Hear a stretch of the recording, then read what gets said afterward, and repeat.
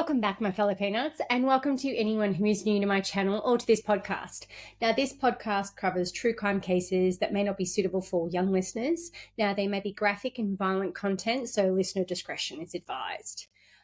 Thank you all so much who've been listening to all of my episodes. I'm so excited about today's episode. One, it's because it's a new episode, naturally, but two, because it's about Detroit, Michigan. Now I know that everybody has heard of Detroit, but we're about to learn about some of the seedier parts and components. At some point, Detroit was the murder capital of the US. I'm not sure that's a really great selling point, but I thought everybody would want to know that. I think it was in the 70s from what I remember when I was doing my research. So I've done a little bit more investigation as to why we keep seeing sex workers as the chosen victims of serial killers. And what I can say, guys, is from what I've read and what I've watched so far, it's due to them being not easily identified. And a lot of people don't get reported missing. So they're considered really easy targets. Their job itself cries out for a little bit of privacy, and often they won't use their real name, so it's not always easy to identify them, and it's certainly not necessarily easy to sort of know when they're going missing. Now, guys, that's not really a great explanation, and I completely understand that, but at the end of the day, unfortunately, it's an easy target, they're an easy market, it's just, and I don't think we're ever not going to see it in these circumstances necessarily that we're not going to keep seeing it. Like, it's just a really, really common theme. But today our serial killer is John Eric Armstrong. He didn't have a nickname, which I actually think is a really good thing. I think we glorify the serial killers when we give them nicknames. We give them a sense of notoriety in public. So I sort of don't think it's necessarily always a bad thing. However, I do understand that it's the press that'll often give them those nicknames. But given that John was captured fairly early on in his serial killer career, I don't think he was very much on the press's radar just yet for long enough for them to also dub him a nickname. I think it's also dependent on the victims, right, and how quickly the press catches on. And again, with this story, it's what I've told you before, but I can assure you we're going to discuss it again. The victims were sex workers, so they really weren't on the radar of like the press or anything like that. It wasn't anyone of a specificity or notoriety. But I digress. So let's get back to this week's serial killer, John. This is definitely another tragic story of a child who was allegedly abused and decided to turn his anger outward and onto at least we know of 5 known victims. There's definitely a possibility of more guys as well. By the way, guys, that's not me making any excuses in any way, shape or form for the actions of these serial killers, but perhaps, again, just a little bit of insight to understand why we're seeing it time and time again. Now, I've watched another documentary and I'd suggest you go and watch it if you do want to learn a little bit more. It's a crime documentary called Twisted Killers, and the episode is called The Dead Don't Say No. I read a lot of different articles on this guy. It's a number of different websites as well. They're really insightful. But let's start our episode at the beginning like we always start. So I don't really think I've read anything quite as sad as some of the things that I've read about John and his early life. John Eric Armstrong was born on November 23rd, 1973 to John and Linda. He would be raised in New Bern, North Carolina. He would have a younger brother by the name of Michael. Now, Michael would die of sudden infant death syndrome, otherwise known as SIDS, when he was only 2 months old. And this is the last straw, I believe, in John's first 5 years. I don't know how a child of such a young age can have thoughts of suicide, but he did.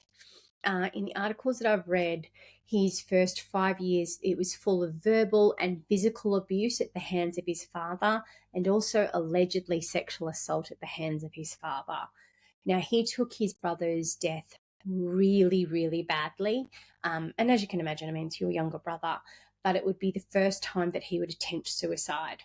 So he would ride his bike into a busy street. He would survive, but his mum would say that of the incident itself, he said that he wanted to join his baby brother. So imagine only being 5 years old and already having those thoughts. Like, this child was just not set on a path for at all in any way, shape, or form on a good path. 4 months after his brother passed away, his father would leave his family for another woman, allegedly in Georgia.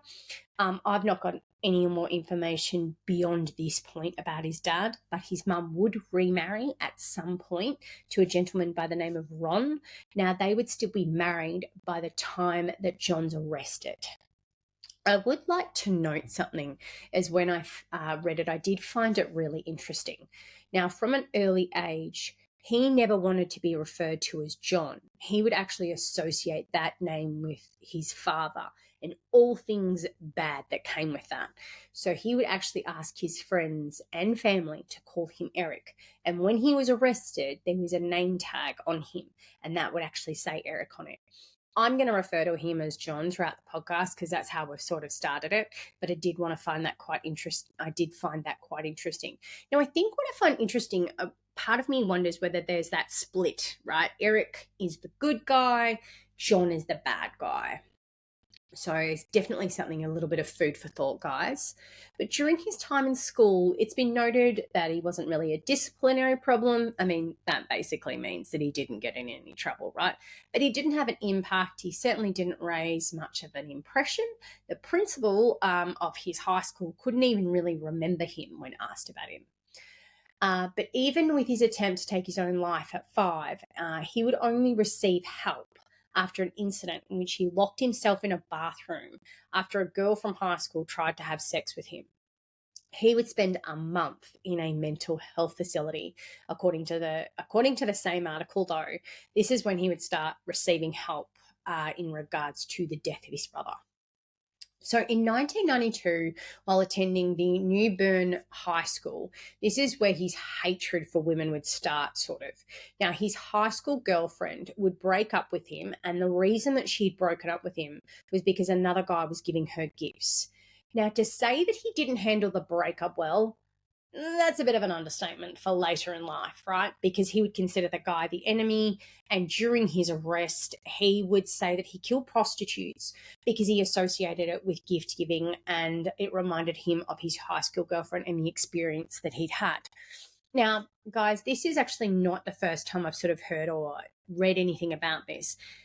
Ted Bundy actually murdered women that reminded him of his girlfriend Stephanie. So this is almost like a play-by-play on people and what they do when they're triggered. So I think when it comes to serial killers, it just amplifies. Like my first heartbreak, yes, it broke my heart and all that kind of stuff, but it didn't make me go out there and think, hey, all males, I'm going to go out and kill them now because they're all lying, cheating assholes.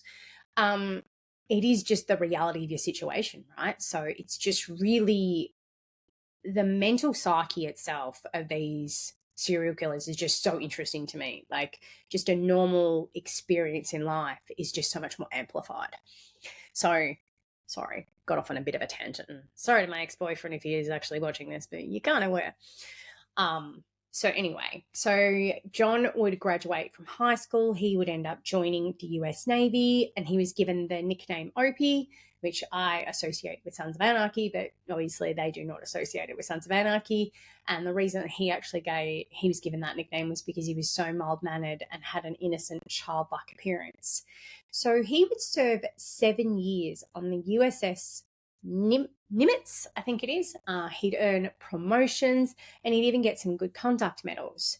Now, it's been mentioned in a couple of articles that he would actually take a class about keeping prostitutes away from him while he was on duty. I found that a little bit like a pun, so I thought that was a bit funny. There is definitely some conflicting information about his behaviour and what he was like in the Navy, and some reports would say that he was really mild-mannered and that he was quiet and reserved, whereas others, like his bunkmate, would say he was quick to aggression, he would throw tantrums, he would complain about these headaches, and he'd have terrible mood swings. But I do think we can argue that all serial killers have two faces, right? A face that they show to the world and a face that they show to their intended victims. And what a stark contrast that would be. So I'm not surprised at all when I read these articles and I watch these documentaries on how different, like, their personalities come out in different aspects of their lives, because at the end of the day, that's exactly what it is. It's different faces. So another story that I'm becoming familiar with, a killer who definitely claims that he's got more murders, but he's only actually convicted of 5. Now, he would claim during his time in the Navy, specifically between 1993 and 1998, that he had killed 11 people in Seattle, in Hawaii, Hong Kong, North Carolina, Virginia, Thailand, and Singapore. Now, it's not confirmed that he's murdered anyone in these places. However, it is confirmed that he was in those places at that time. I might add in this particular scenario that it would be relatively easy for him to get away with these murders in these in different parts of the world, because obviously it's not like they all talk to each other, right? So it's not that it's not possible. But, and we're going to get to this when we get a little bit further down the podcast, he's quite far along the line on how good he is at hiding the bodies and stuff like that. So it wouldn't actually surprise me. What surprises me is how young he is, because when he's arrested, he's only 26 years old. So he's barely even like an adult, and he's already murdered 5 people. So it wouldn't actually surprise me if there were more victims. He would meet his wife, Katie, while on the ship, and he would marry her. She'd actually be pregnant with their second child when he was arrested. It's always going to surprise me, and I promise you this, it's always going to surprise me, that a serial killer is willing to bring children into this world knowing full well what he does. So he or she.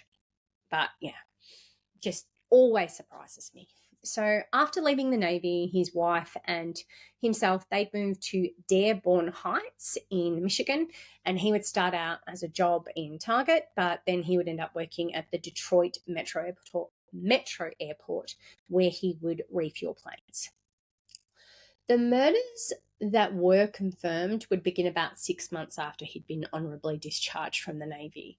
His first victim would be Monica Johnson, and she was found unconscious in December 1999 and would die the same day that she was found. I can't find too much information about the murder or even herself. What I can find was she was a mum of 4. She would die before the police had a chance to interview her or even to speak to her. But what I was able to find out was that she was 31 years old. John would pick her up and paid for sex, and a flip was switched, and he choked her to death.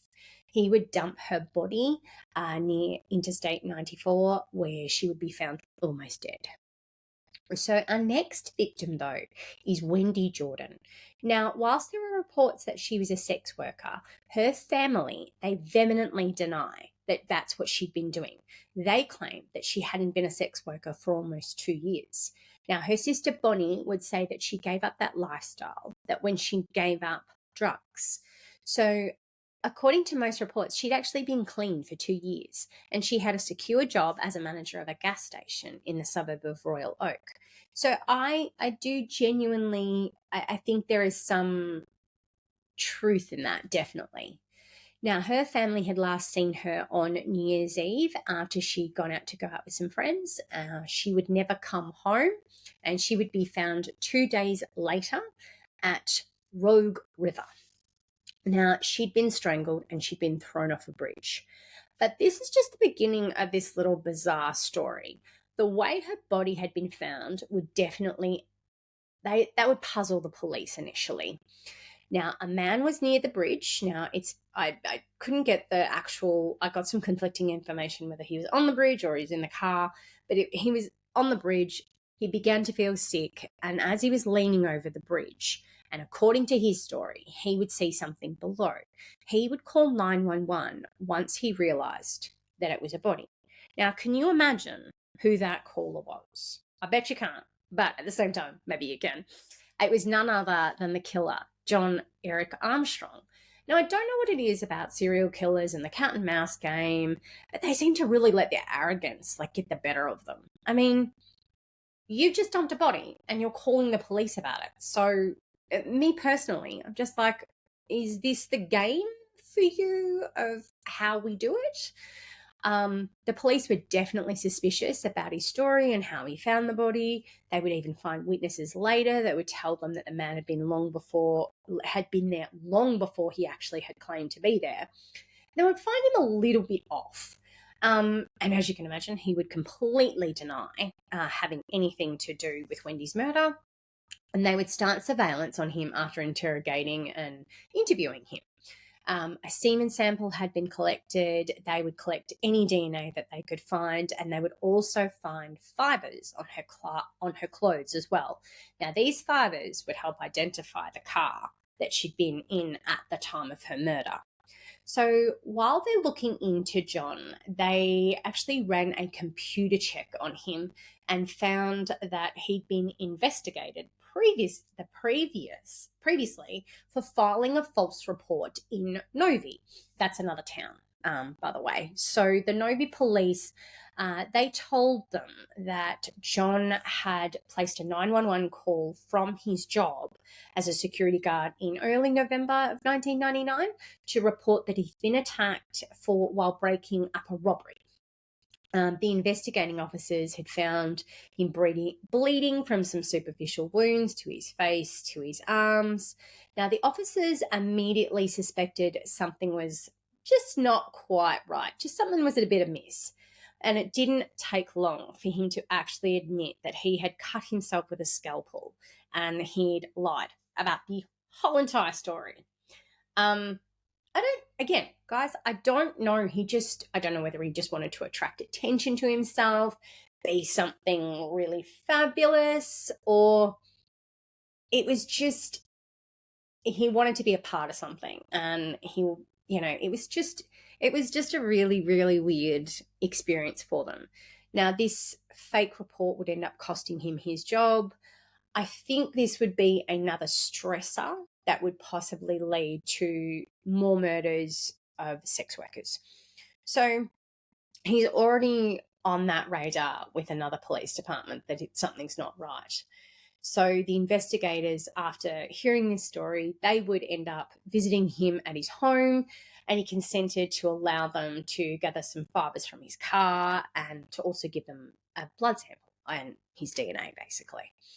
So they quickly shipped those samples off to the state police crime labs, and they were waiting for those results. He wasn't going anywhere, or at least they thought. And at the time, they really didn't have any, I'm guessing they didn't really have any beliefs that he was involved in anyone other than Wendy's murder. You really wouldn't think so, right? And what they didn't know was that Monica Johnson of Detroit, that 31-year-old who'd been found unconscious near Interstate 94, had also been intimate with him at the time. So she would die, obviously, before they could talk to any of the authorities. So there's already 2 murders at this stage, right? So you've got Monica and you've got Wendy. So, but they hadn't talked to each other, the departments and all that kind of stuff. So they've not even correlated that those murders are connected. But what they could never predict was, in their diligence of collecting more evidence and making sure that they had everything to arrest him, that he was going to kill again. They had no way of knowing that. And I don't want to say that it was a missed opportunity, because I don't think we can say that, to be honest. I think it was just a case of they were being really diligent. But about 2 months later, after Wendy's murder, sex workers were aware of this man that liked to strangle girls. He liked to rant and rave about how he hated prostitutes, but he would continue to pay for their services. So the sex workers, they were definitely on high alert and scared, but it didn't really stop them from continuing to do their job, right? So they needed the money. And unfortunately, in Kelly Hood's situation, it would cost her dearly, because it would cost her life. Now, Kelly was already down a rabbit hole and enslaved to the wants and needs of her drug addiction to crack and to heroin. So she had been born and raised in a town just north of Detroit. Now, she'd moved to Detroit after her husband had gotten a job at the Chrysler auto plant. And it's not really clear in anything that I've sort of read or anything that I've watched on what started her addiction, but what the end result is that she'd live on the streets and she'd leave her husband and her children.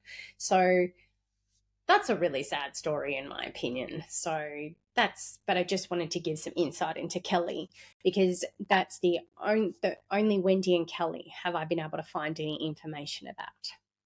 So on a cold night, Kelly would get into a Jeep and she would never be seen again.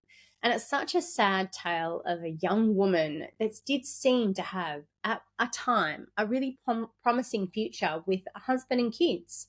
Now, she would be strangled as well, and he would apparently mutter to himself while he was killing her, "I hate whores."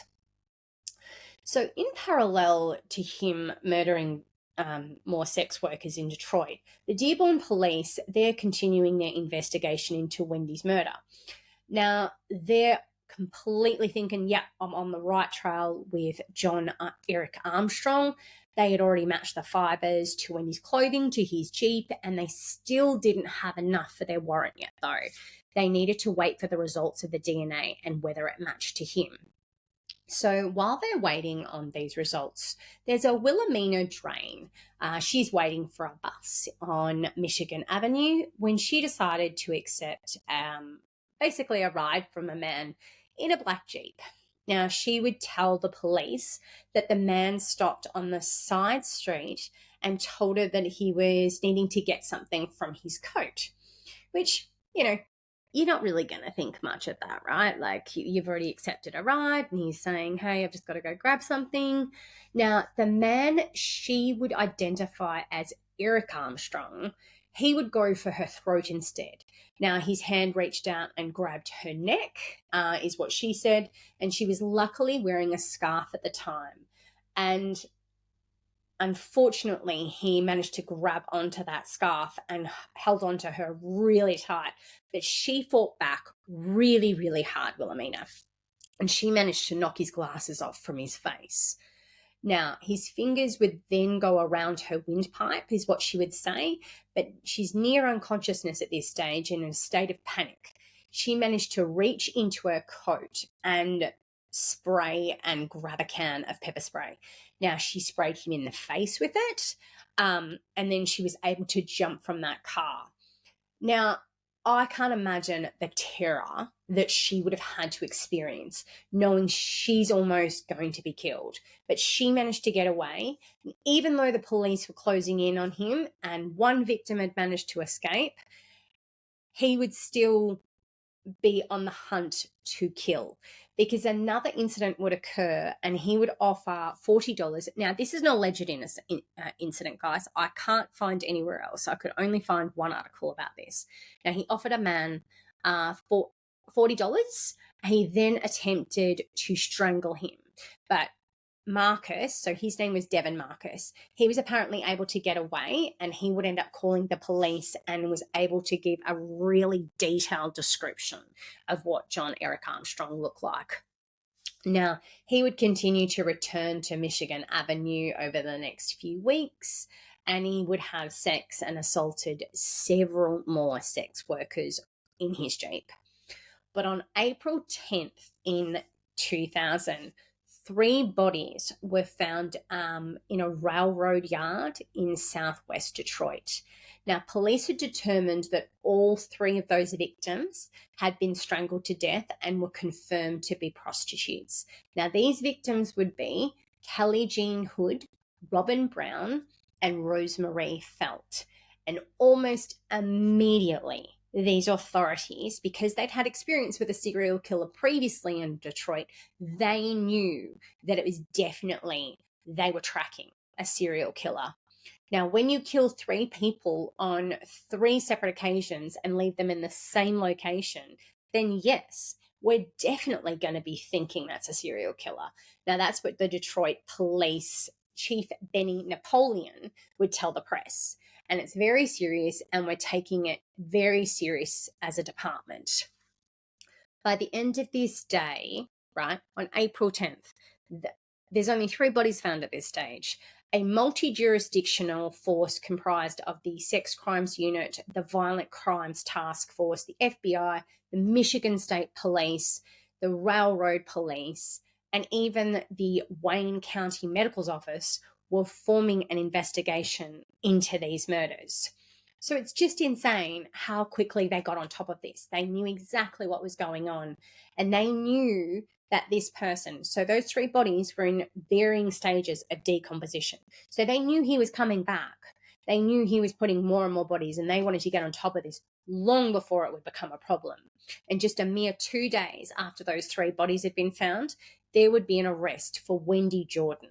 And I don't think the police really knew what was going to hit them when they arrested him.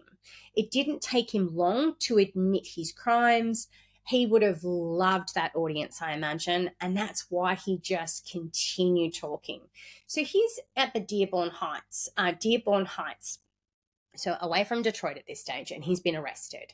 But once he began to talk, he's talking freely about giving those intimate details about the case of Wendy Jordan. And his demeanor would often shift from being calm to really irritable to almost sad and childlike. So he would describe details that only the killer would know. So they knew they were on top of it. So they knew exactly that he had at least 4 confirmed victims. His whole demeanor was so erratic, and they just didn't understand it, because it would go from calm to anger, and then it was just they would say that the anger, it didn't seem sincere, like it was almost like it was a relief, like to get it all off his chest. And though he would admit to killing all around the world, there would be no further charges in other countries or states for John. But there would be a particular article that I read that a psychologist said that he probably exaggerated how many he killed, as he had an audience and he just liked being listened to, and the attention would have made him feel important. I don't know if that's completely accurate, because I do think there was a certain arrogance to him that I think that for the amount of arrogance he had, I feel like there's more. And even though his wife, who was pregnant with their second child, didn't believe that her husband had been responsible for these killings, she was just in extreme denial. So when the police would call her, she didn't want to hear a word they wanted to say. She'd end up hanging up on them because she just didn't want to hear it. She was apparently really loud. She was a really rambunctious woman. They thought that she might even be a little bit overbearing. So maybe that was a trigger for him at times. But in a 2-week trial about 12 months later, in March 2001, he was convicted of first-degree murder for Wendy Jordan. So he would have an insanity defense, and that was contradicted by the forensic evidence. His semen was found on her body, her fibers that were found on her clothes related to his Jeep. The prosecutor, Elizabeth Walker, she alleged in her opening statements that John had solicited her for sex, strangled her in his vehicle, and then dumped her body from the bridge over the Rogue River in Dearborn Heights.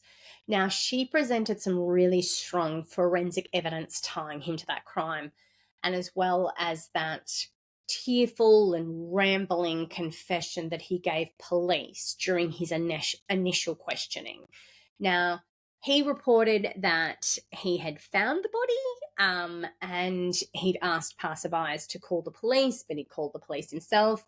And he became under scrutiny almost immediately from that police department, because his stories just didn't add up, and the police just thought something was really amiss. Yeah, I mean, I would be very confused as well, because he's saying, hey, I got nauseous and then I found the body. Like, but you're hanging over a bridge. I don't know. It just, something would have seemed amiss with me too. So while the police focused their investigation on him, he'd killed 4 more times. He'd killed 3 more times, but because he'd killed Monica before Wendy. But in his defense, and there was testimony from his wife who'd said her husband was only gone for a few moments on the night of Wendy's murder, so New Year's Eve. And he was also, his defense attorney thought that there was a coercion on his confession because he's heard on the tape asking to leave and to be with his wife and son. This is not something we haven't heard before on my podcast, that, they feel like there's coercion. I think there would be a possibility. I'm not going to rule it out. He said that, so his attorney would say, being that his rural upbringing made it easy for the police to manipulate him. Had he been from Detroit, it would have weakened him to any intimidation and just being a little bit more street savvy with the police. He was allegedly sexually abused by his father growing up. And because of that trauma, the witness, like an expert witness said, that he suffered from nightmares, hallucinations with images of his father, chronic depression. He was an alcoholic. He had a personality disorder and intermittent explosive disorder. And it also said that he might be suffering from a reactive psychosis. Now, the intermittent explosive disorder, that makes a lot of sense to me because they were saying how erratic his behavior was during his confession. So I think there was definitely a possibility of some mental illness, definitely. Given that at 5 years old he wanted to commit suicide, guys, I'm not going to rule it out completely. But the prosecution did rebut the defense with a psychiatrist of their own and saying that he didn't suffer from any mental disorders and he would fake his emotional problems. I don't think you can fake it at 5 years old that you want to commit suicide. So I've got a little bit of I'm not sure about that. Now, a doctor would also say that he saw his father's face on the bodies during his sexual encounters with the prostitutes, and that would make him black out. But he failed several psychiatrist tests designed to trick interviewees who thought that they might be faking. So there's definitely some aspects that I think there was something. But he would end up being found guilty of first-degree murder in the case of Wendy Jordan, and he'd be sentenced to imprisonment. He would be sentenced to life without the possibility of parole. Now, in July of the same year of 2001, he would bargain down to the plea of second-degree murder, and as a result, he'd be convicted of the killings of Kelly Jean Hood, Robin Brown, Rosemarie Felt, and Monica Johnson. He would say, though, during his confession, he would begin killing prostitutes straight out of high school after that girlfriend broke up with him. And he viewed prostitution as a form of revenge for what had been done to him because they took money and they took gifts from him. And he would later explain that he left the 4 women at the railroad so that he could go back and have sex with them, and he knew they would always be there. So that's why he dumped them where he did. I've put some photos and I've put some stuff on in the background, guys. There are some really explicit photos. He did pose them. So there are some little bit graphic photos, just so everybody is aware. But the FBI do continue to try and connect any unsolved murders in the country, such as Thailand and other places where Armstrong was based during his time in the Navy. So that those investigations continue. He is still well and truly alive and serving out his sentences. So I do think that at least it's not a easy death for him, and he is rotting away in prison. Thank you all so much for listening to episode 18. If you like this podcast, guys, please hit the like button and hit that subscribe and go and listen to those other episodes. Have a fabulous weekend, my fellow peanuts. But I will say, guys, I think I'm going to do a special for episode 20. We might go off something different and we might not do something related to serial killers. But I think you should all have a fabulous time, and I shall talk to you all soon. Bye, guys.